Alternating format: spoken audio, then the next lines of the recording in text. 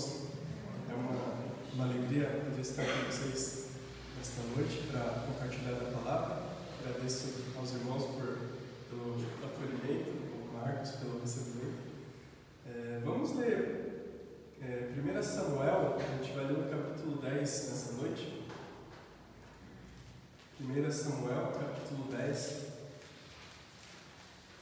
Como é um capítulo muito longo, a gente vai ler ele em partes. E nesse primeiro momento a gente vai ler do verso 1 até o 16.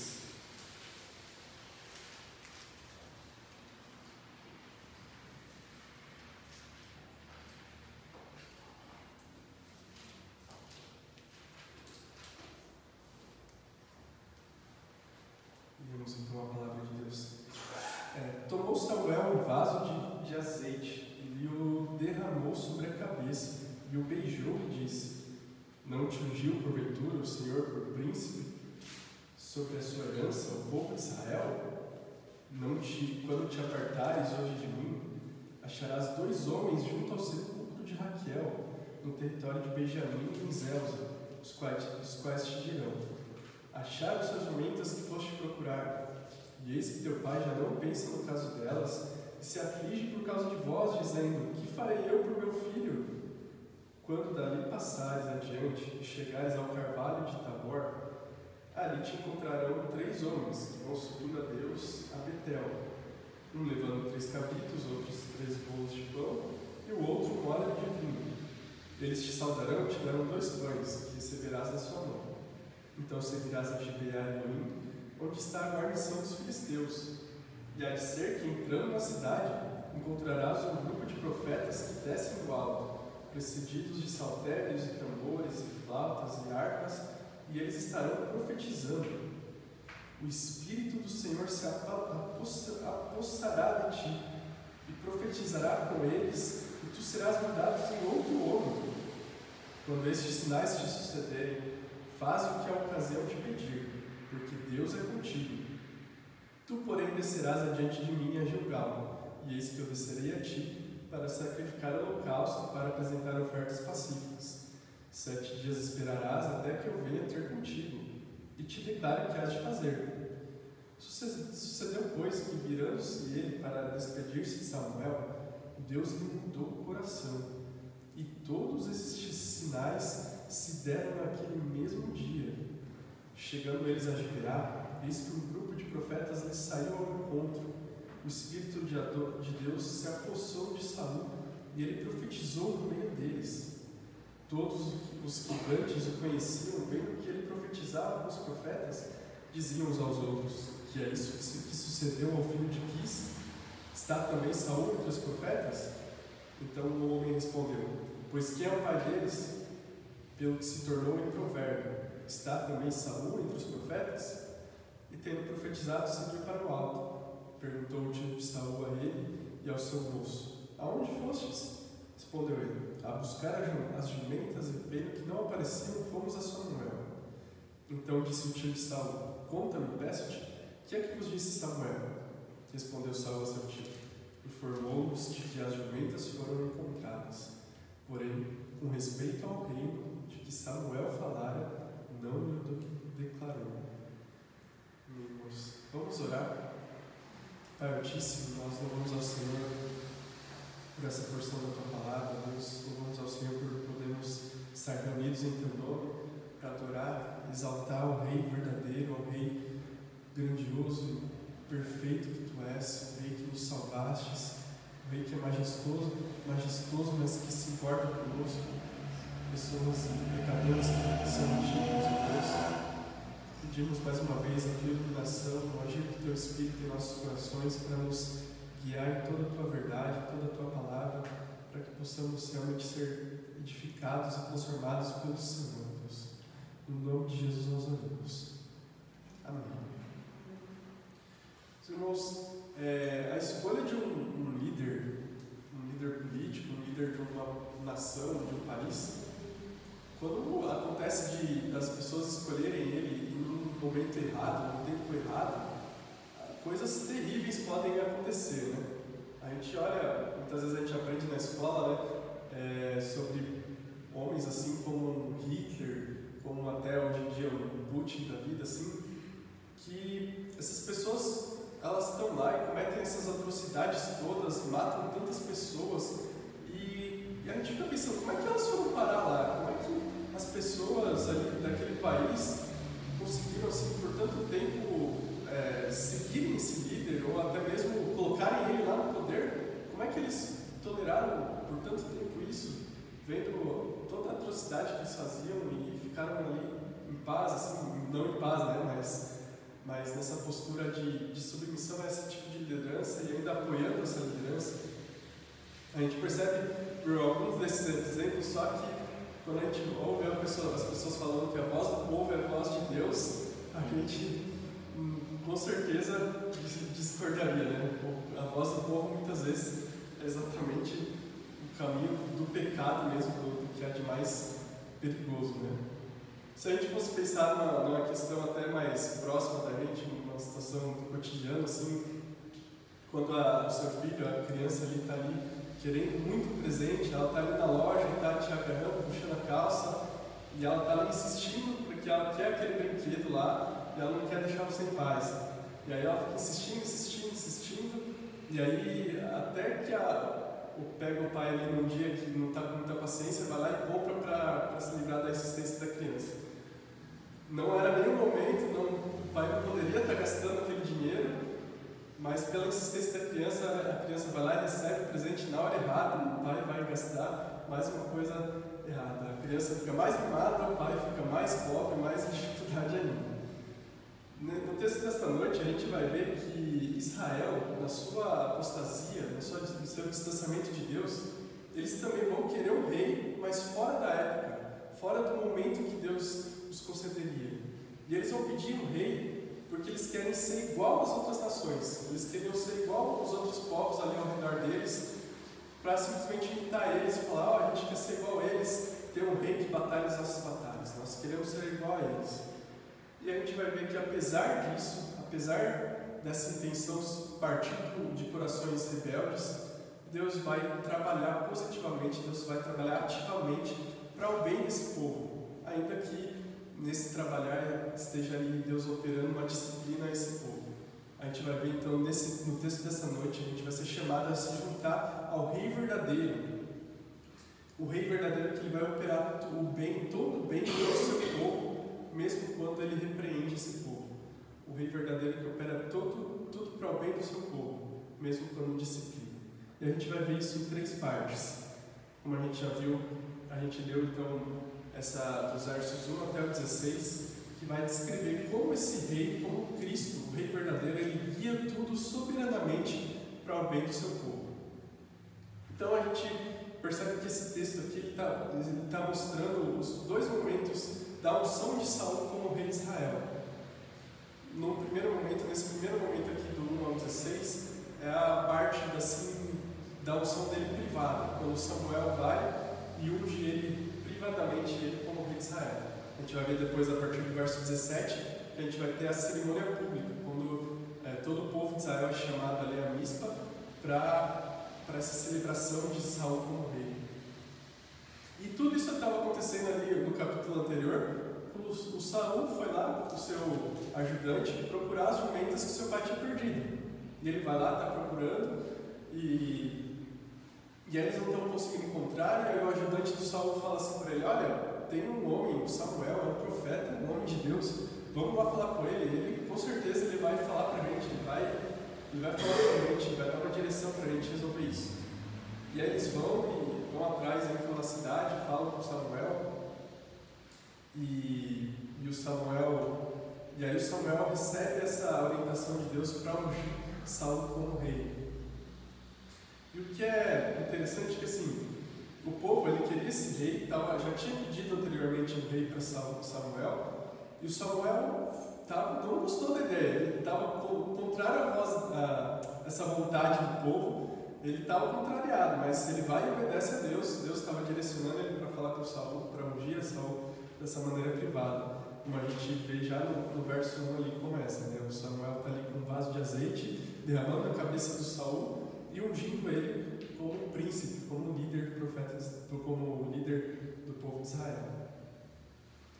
E Deus vai operar de uma maneira assim para confirmar primeiro para Saul, que era ele, né? Imagina você estar ali, o Saul saiu para buscar as jumentas do seu pai e de repente ele é ungido rei de Israel.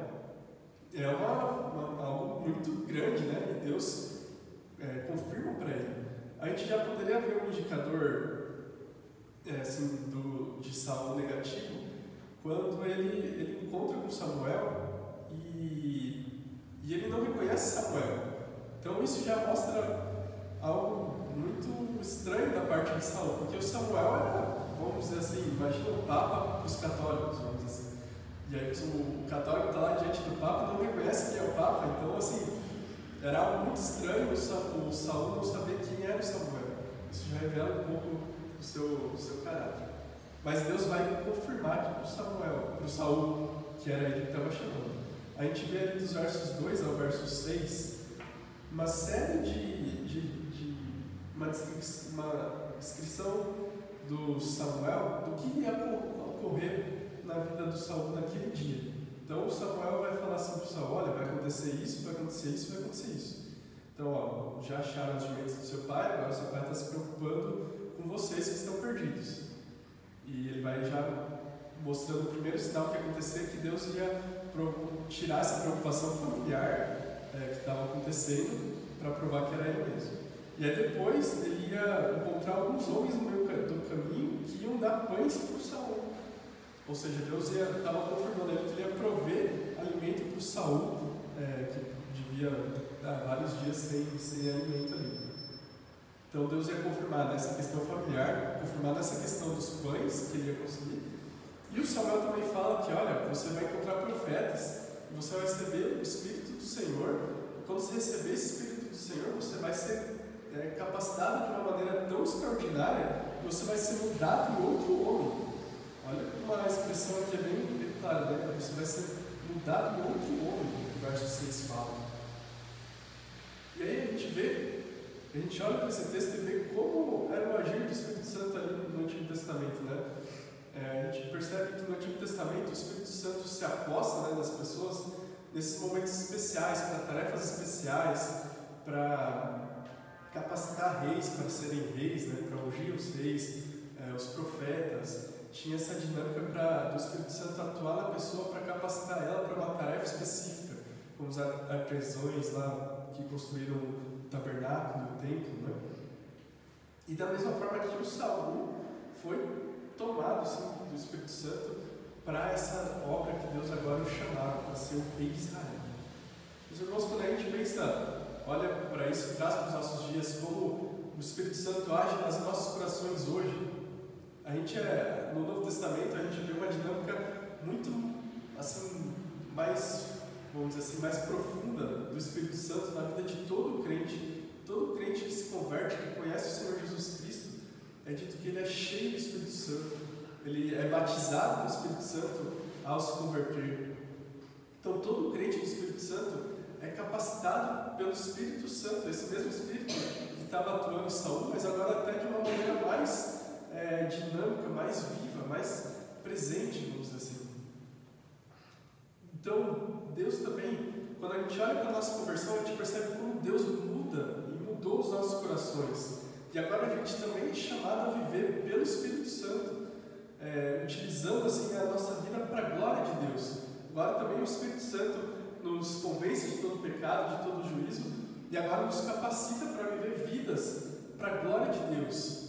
A gente não vai viver vidas como uma realeza de Saul, como um rei de Israel, mas a gente é chamado agora para viver vidas para a glória de Deus até o momento da glorificação, onde a gente vai reinar com Cristo. Então, da mesma forma como a gente é chamado a ter esse olhar assim, de obediência, assim como Saul saiu para procurar jumentas e acabou sendo ungido rei de Israel, a gente é chamado a não desprezar esses pequenos passos de obediência quando Deus nos chama ao próximo passo, e a gente vai em obediência, ainda que seja uma pequena obediência. Deus vai nos conduzindo dessa maneira na sua providência, nos capacitando pelo seu Espírito para a próxima tarefa, para o próximo chamado dele para as nossas vidas. Então a gente é chamado a não desprezar essas pequenas obediências, porque a gente não sabe onde a providência de Deus vai nos conduzir. O Espírito Santo e a palavra do Senhor vai nos guiar até o fim, vai nos guiar para todo o bem que é possível. Ainda que a gente enfrente dificuldades, ainda que a gente enfrente, possa estar vivendo até um período onde Deus está nos disciplinando, Deus está guiando todas as coisas para nos moldar, para nos aperfeiçoar, para nos levar, para nos capacitar para sermos usados por Ele da melhor forma. Assim como Ele estava aqui, mesmo disciplinando o povo por meio do Saul, Ele estava operando bem para esse povo, ainda que eles não soubessem disso. Cristo, o ungido, o nosso Rei, Ele cumpriu toda a justiça e Ele continua intercedendo por nós para que isso seja possível, para que a gente caminhe, para que a gente vá até o fim e no poder do Espírito Santo a gente persevere e possa cumprir a carreira que Ele nos trouxe. Então há esperança no poder do Espírito Santo para a gente mortificar todo tipo de pecado que nos trava a vida cristã. A gente tem essa promessa, essa realidade do Espírito Santo agindo em nós, tanto para nos disciplinar e nos corrigir, como para nos encorajar e nos trazer todo o ânimo necessário que a gente precisa para ir até o fim da nossa caminhada. A gente vê ainda nesse texto ainda uma outra parte que o Rei verdadeiro, Jesus Cristo, ele repreende o seu povo, concedendo o que eles queriam. E a gente vai ver isso nos versos 17 até o 24. Vamos ler agora o verso 17 até o 24. Convocou Samuel o povo ao Senhor em Mispa e disse aos filhos de Israel: Assim diz o Senhor, Deus de Israel: Fiz subir a Israel do Egito e livrei-vos das mãos dos egípcios e das mãos de todos os reinos que vos oprimiam. Mas vós rejeitastes hoje a vosso Deus, que vos livrou de todos os vossos males e trabalhos. E lhe dissestes: Não, mas constitui um rei sobre nós. Agora, pois, ponde-vos perante o Senhor pelas vossas tribos e pelos vossos grupos de milhares. Tendo Samuel feito chegar todas as tribos, foi indicada por sorte a de Benjamim. Tendo feito chegar a tribo de Benjamim por suas famílias, foi indicada a família de Matre, e dela foi indicada Saul, filho de Quis. Mas quando procuraram, não podia ser encontrado. Então tornaram a perguntar ao Senhor se aquele homem viera ali. Respondeu o Senhor: Está aí escondido entre a bagagem.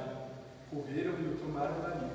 Estando ele no meio do povo, era o mais alto, sobressaía de todo o povo, do ombro para cima. Então disse Samuel a todo o povo: Veis a quem o Senhor escolheu? Pois em todo o povo não há nenhum semelhante a ele. Então todo o povo rompeu em gritos, exclamando: Viva o Rei! Então a gente percebe nessa passagem agora que o Samuel convoca publicamente o povo e repreende o povo. Olha, vocês pediram um rei, e isso foi um ato de rebeldia contra Deus. Deus é o verdadeiro rei de vocês, vocês estavam querendo um rei. Mas Deus, mesmo assim, Ele concedeu o pedido de vocês e vai dar um rei para vocês. E aí o Samuel vai, e ainda tem uma segunda parte dessa confirmação, né? Que é esse lançar sortes. O Samuel vai lá, lança sortes, e as sortes vão caindo, que era um modo deles descobrirem a vontade de Deus ali no Antigo Testamento. E a sorte cai exatamente na família, na tribo, na família, até chegar no Saul. E aí quando chega no Saul, eles falam: Mas cadê o Saul?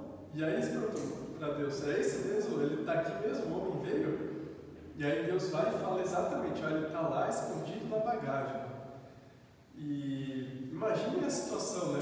Num lugar público, está todo o povo reunido para ver o rei, para saber quem é o rei. E quando eles descobrem que é o rei, a sorte é lançada, o homem está escondido na bagagem das pessoas que estavam ali viajando.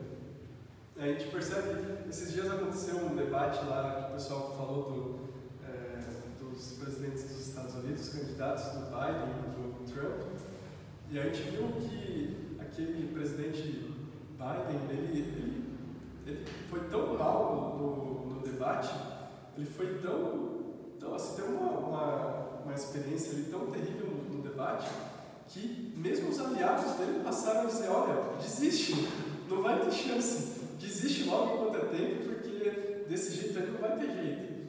Então imagine agora na situação em que você está ali diante, esperando quem é o rei, e quando descobre que é o rei é a pessoa que está fugindo ali de todo mundo. Mesmo nessas confirmações tão especiais de Deus para Saul. A gente percebe os indícios, mais indícios negativos sobre Saul aqui, né? Ele é retratado como um homem de boa aparência aqui, e um homem que, assim, era agradável aos olhos, né? A pessoa o povo que queria o rei, por isso daí que vem até a ideia de que da gente vê na Bíblia, por que Deus chama o rei Davi como o rei segundo o coração de Deus. É em contraste até quando a gente pensa no Saul como o rei segundo o coração do povo. Então o Saul aqui é o rei do coração do povo, o rei que eles queriam, literalmente. Era um rei que tinha boa aparência, aparentava ser rei, aparentava realeza, mas era um homem que tinha sérios problemas de caráter, como as passagens a seguir vão deixar. Mas o rei segundo o coração de Deus, Davi, ele viria e mostraria como a vontade de Deus é o melhor sempre, né? Quando é o rei conforme o coração de Deus, ele sim vai trazer vitória. Ainda que esse rei que eles escolheram, que era segundo o coração deles, ainda foi usado por Deus para trazer livramentos para eles, mas ainda assim era uma modo de Deus operar a disciplina na vida daquele povo. Meus irmãos, isso mostra para a gente que o pior muitas vezes que pode acontecer para a gente é a gente receber o que a gente quer. O povo recebeu aquilo que eles queriam um rei, mas aquilo foi, ainda que fruto da graça de Deus, amenizando o que eles mereciam, foi algo, um modo de disciplina de Deus. Deus é soberano e na sua graça Ele ameniza esses efeitos, e assim também nós, quando a gente recebe a disciplina de Deus, quando por causa dos nossos pecados, das nossas escolhas, a gente vai por caminhos que desprezam a Deus, a gente tem a confiança e pode confiar que Deus vai nos guiar em sua disciplina, vai amenizar o mal, nos guiar no caminho que Ele nos chamou e nos chama, né? O Saul, com tantos esses sinais, com essa obra do Espírito Santo nele, nós também, hoje em dia, como cristãos, a gente tem o Espírito Santo nos capacitando. Muitas vezes a gente age igual o Saul, dessa forma, né? A gente se esconde na bagagem, a gente tem ali toda a capacitação, o poder do Espírito Santo para viver a vida cristã com plenitude, e muitas vezes a gente está fazendo igual o Saul, a gente está se escondendo ali na bagagem, a gente não está querendo usar os dons, os recursos, os talentos que Ele nos deu, da maneira como Ele nos chama a atuar. A gente pode acabar muitas vezes se escondendo naquelas desculpas assim, eu não tenho dom nenhum, Deus não me deu dom nenhum, eu acho que eu só sirvo para ficar assistindo tudo. Ou a gente pode estar negligenciando os recursos dele, que Ele nos concedeu, seja o dinheiro, seja o poder financeiro, seja o tempo, seja a prioridade das nossas vidas. A gente muitas vezes pega esses recursos de Deus e usa sempre de uma maneira egoísta e deixa Deus de lado, quando a gente era chamado a estar usando isso tudo para a glória de Deus, com corações cheios, né, de vontade para adorar a Deus e usar esses dons, essas coisas que Ele nos concedeu, essa capacitação do Espírito Santo, desses dons para viver para Ele, para a glória dEle. E muitas vezes a gente retém isso, ou a gente se esconde com medo de entrar na batalha, de entrar em sofrer o sofrimento com Cristo, né? A gente pode pensar, houve um pastor que ele contou uma ilustração lá numa conferência que a gente foi na igreja de Pinheiros, e ele queria mostrar assim como ele estava sondando, uma história de um pastor que estava sondando uma irmã da igreja para saber nessa questão dos usos dos dons e dos recursos. E o pastor perguntou assim para a irmã: olha, irmã, se você recebesse 2 milhões de reais, você daria 1 milhão, metade para a obra missionária? E aí ela falou: claro, pastor, eu daria. Nossa, se eu recebesse aqui do nada, eu daria. Aí o pastor perguntou: se você recebesse 2 mansões, você daria uma para a obra missionária? E ela falou: claro, daria. Eu já recebi 2, daria, né? E ele continuou: se você ganhasse 2 carros, você daria um carro para a obra missionária? E ela falou: também daria, claro. E aí ele perguntou: e se você ganhasse 2 galinhas, você daria uma galinha para a obra missionária? E aí ela falou, não. E aí o pastor ficou meio paralisado, falou, como assim? Você daria um valor alto de dinheiro, você daria uma mansão, você daria um carro, mas quando era galinha, que é um valor tão pequeno, você não daria? E aí a irmã olhou para o pastor e falou, olha, é que a galinha eu tenho. A galinha ela possuía na casa dela.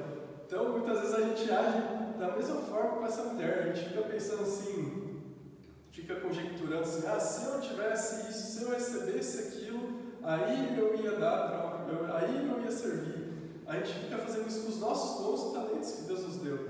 Quando na verdade Deus nos chama a viver com os dons que Ele nos deu agora, para servir agora, para servir com o pouco que a gente tem, para que a gente seja colocado no muito. Assim também, principalmente por sermos corpo de Cristo, a gente é chamado a usar os nossos dons. Não tem dom à toa no corpo de Cristo. Todo dom é importante, todo dom contribui para o corpo de Cristo. Você é necessário. E a gente corre muitas vezes o perigo de ser igual ao Saul, de ser alguém capacitado pelo Espírito Santo que está se escondendo, está fugindo do serviço, da obra que Deus nos chamou a fazer. O verdadeiro rei, o Senhor Jesus, ele não se escondeu. Pelo contrário, ele foi a execução mais pública e mais horrorosa da sua época. Ele se expôs publicamente a toda a rejeição, a tudo que era de mais vil e doloroso, a essência do próprio inferno. Cristo suportou ali na cruz para que a gente pudesse ter essa capacitação, ter essa experiência com Deus, essa reconciliação com Deus, essa vida plena com Ele. Meus irmãos, essa passagem ainda vai nos mostrar que esse Rei verdadeiro, Cristo Jesus, ele demanda uma resposta nossa. Nos versos 25 ao 27, que a gente vai ler agora, caminhando para o fim, declarou Samuel ao povo o direito do reino, escreveu no livro e pôs perante o Senhor. Então despediu Samuel todo o povo, cada um para sua casa. Também Saul se foi para sua casa a Gibeá, e foi com ele uma tropa de homens cujo coração Deus tocara. Mas os filhos de Belial disseram, como poderá esse homem salvar-nos? E o desprezaram e não lhe trouxeram presentes.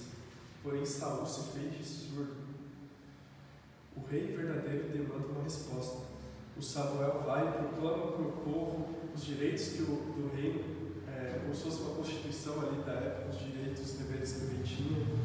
No verso 26 a gente vê que há pessoas cujo coração foi movido para seguir Saul e foram com ele, como uma tropa. E no verso 27 a gente vê que esses filhos de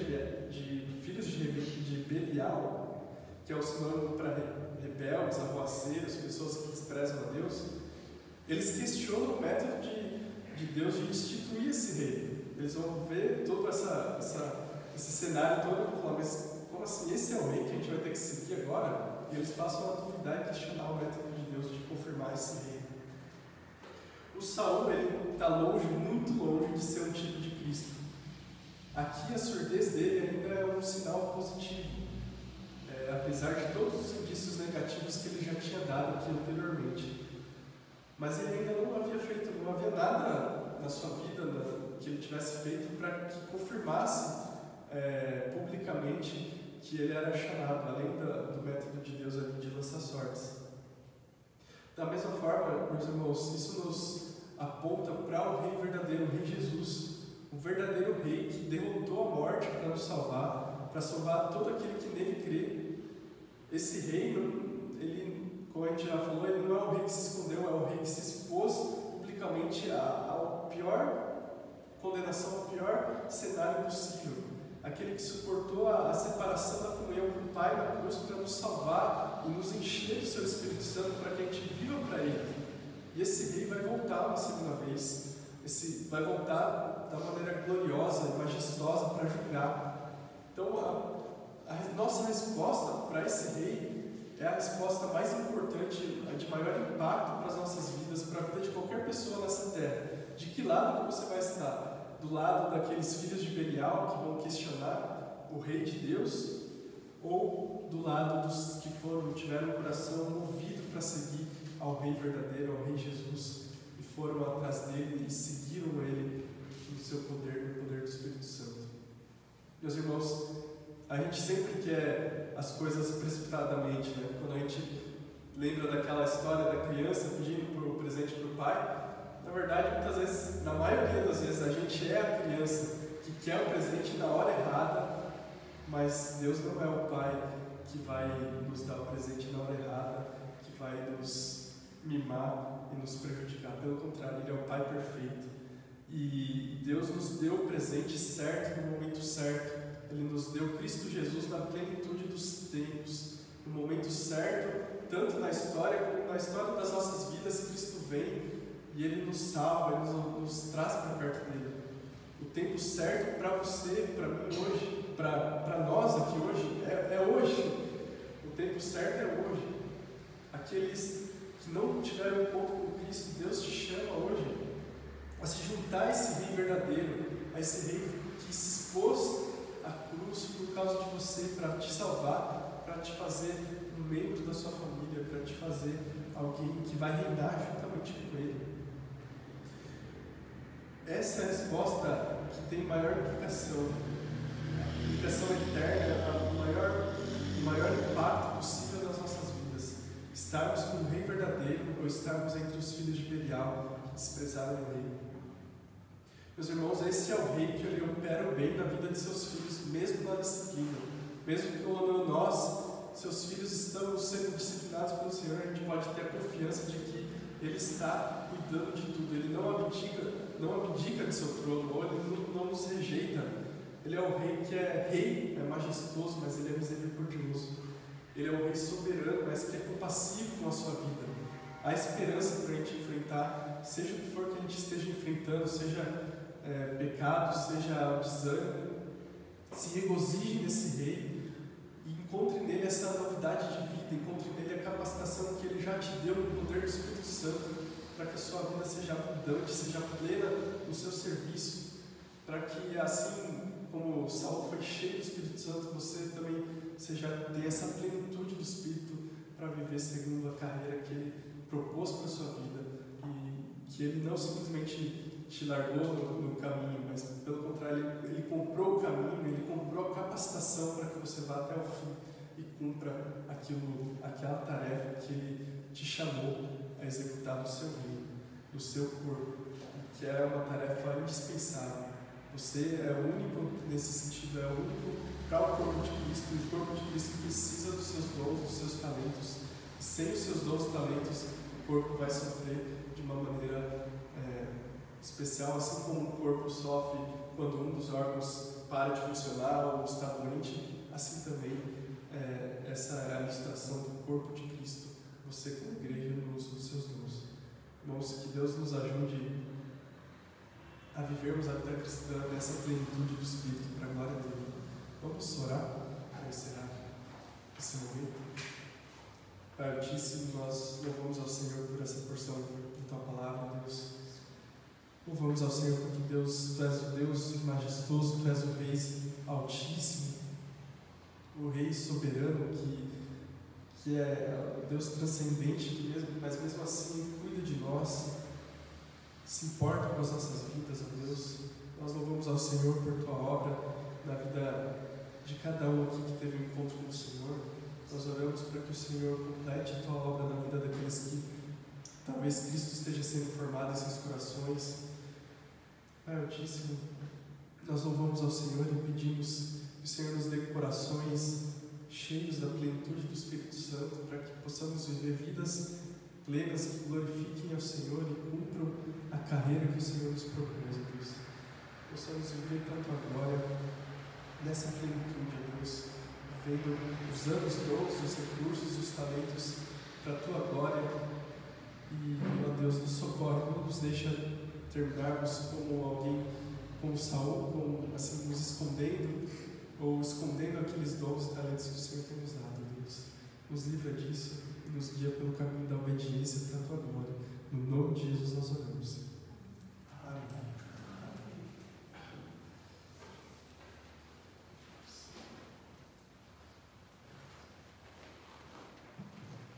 Obrigado, Gabriel, pela tua palavra. Irmãos, só antes de encerrar o culto, duas coisinhas rápidas. Quero contar um pouquinho como